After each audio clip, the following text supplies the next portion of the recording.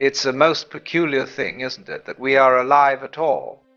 That there should be such a situation as you sitting there, breathing, looking, thinking, and yet most of us behave as though life were a kind of preliminary round, a rehearsal for some grand performance that will come later. We go about our days with this odd seriousness, as if we must qualify, must prove ourselves worthy, must achieve some ultimate purpose. But here's the question: purpose for what? To arrive at where? And when you finally get there, what will you do? Of course, you look for another purpose, another mountain to climb, another summit to conquer. And so the game goes on and on. It's as if life were some sort of business contract. You tick the boxes: education, career, possessions, respectability. And when you've collected enough signatures on the dotted line, then perhaps you may cash in your existence for a sense of meaning. But in the meantime, the extraordinary miracle of simply being alive goes unnoticed. It never occurs to us that this right now is it. This very sensation of breathing in and out, the color of the room around you, the sound of a bird outside, this is what it's all about. And it is so plain, so obvious, so simple, that the meaning of being alive is simply being alive. But because it is simple, we overlook it.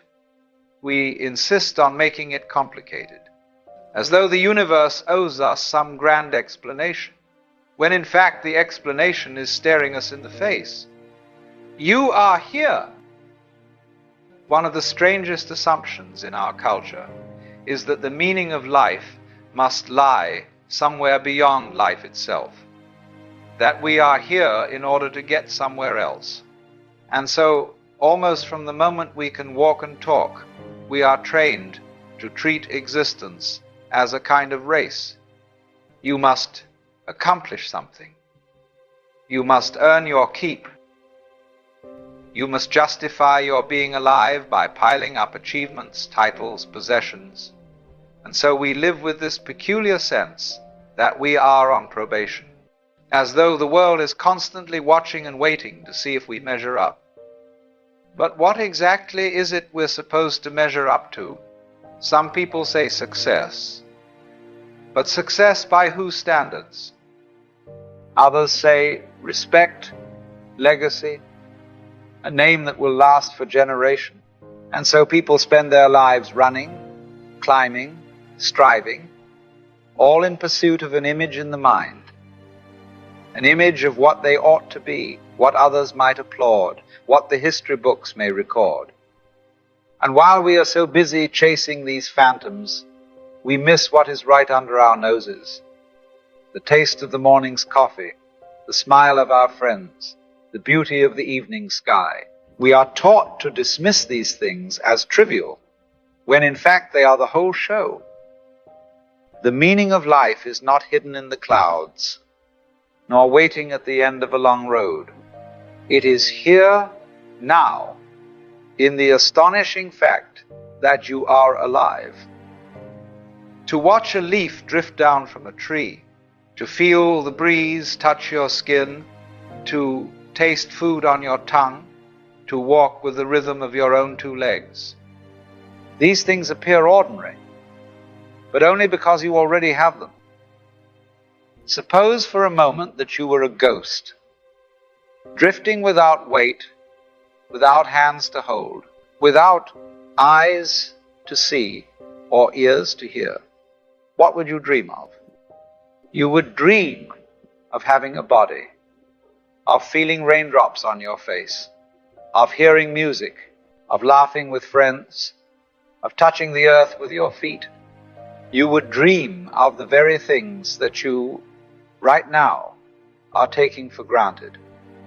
And here you are already living that dream.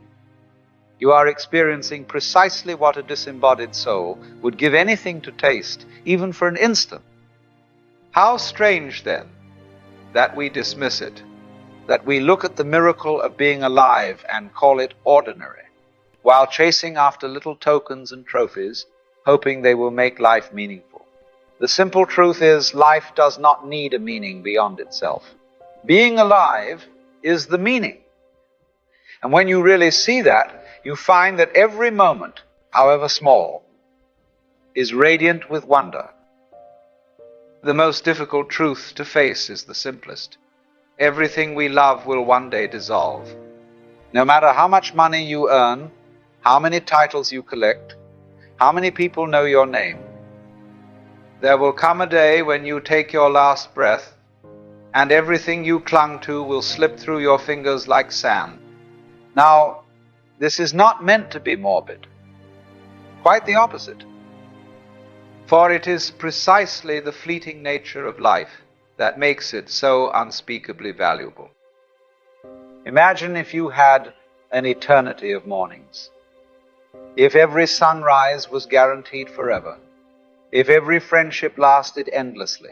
If every taste, every touch, every kiss could be repeated endlessly. Soon enough, it would all blur into monotony. It would be like listening to the same note, played forever, until even the music disappeared. But life is not like that. Life is music, but it is music because it ends. Every note arises and passes away, and it is the passing that makes the melody. So here you are, with only a handful of seasons, and because they are few, each one matters.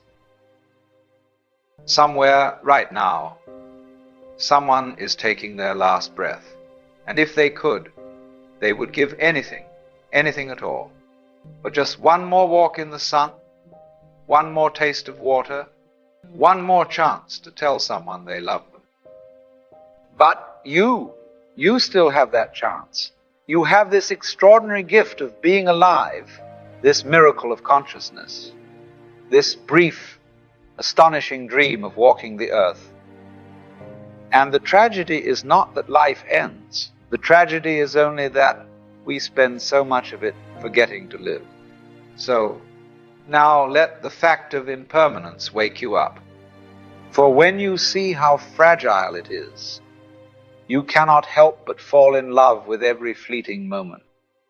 When you begin to see that simply being alive is the point, gratitude arises quite naturally, for everything becomes a reminder that you are here.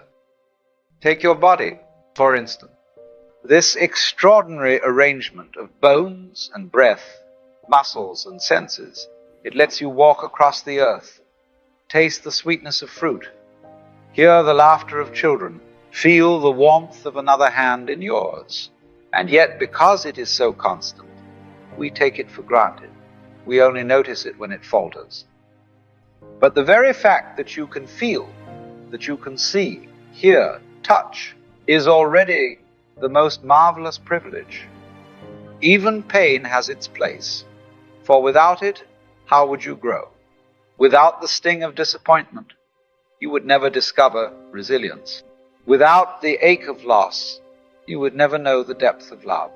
Even those who wound you in their own strange way contribute to your becoming. And so give thanks to the difficulties too, because both are signs that you are alive. Both are currents in the same river of experience. You begin to see that life does not owe you anything extra. The gift has already been given, to breathe, to be, to witness the unfolding of a world. And the most sensible response you can say over and over is, thank you.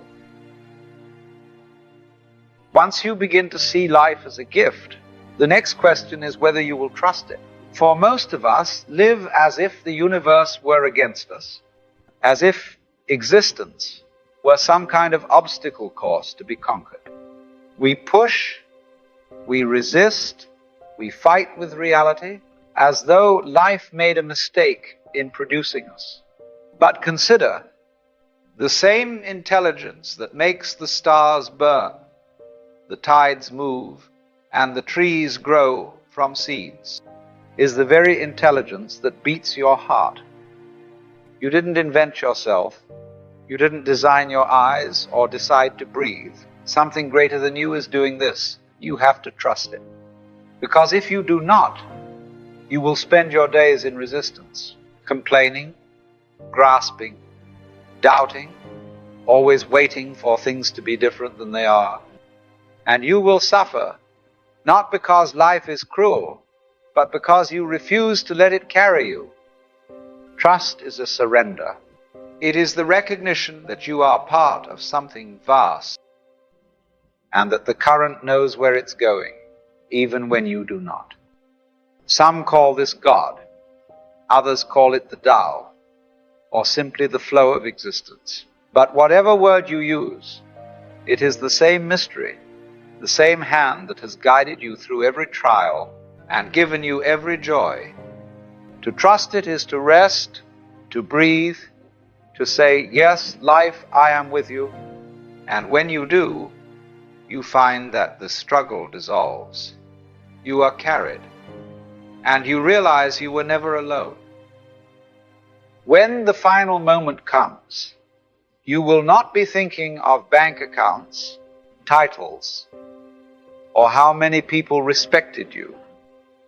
What will return are faces, the face of someone you loved, the laughter you shared with a friend, the animals you have, small things which were never small at all. At the edge of life, you see that what mattered was not the trophies you collected, but the moments you lived, the kindness you gave, the love you received. And so the irony is this: the things we spend our lives chasing fade into irrelevance at the very end, while the things we took for granted, a breath, a smile, a kiss, are revealed as priceless. The deathbed is not a punishment. It is simply the mirror held up to life.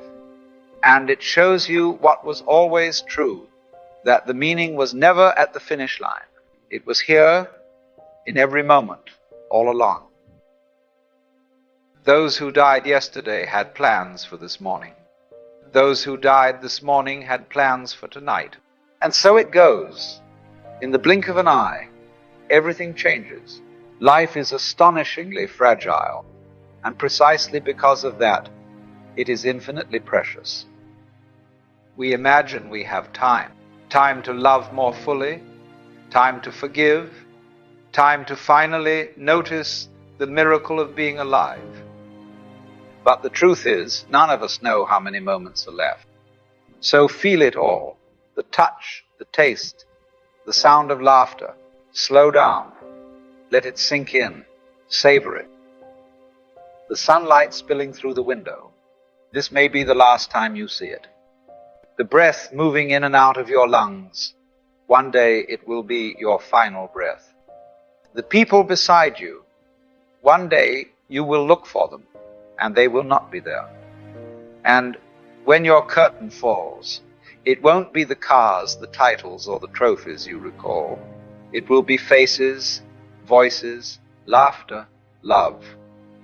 Moments so simple, yet so irreplaceable. So don't wait. Forgive now, love now, be alive now. Don't take life for granted. It is not a rehearsal. This is it, the whole performance, happening now, in this very moment.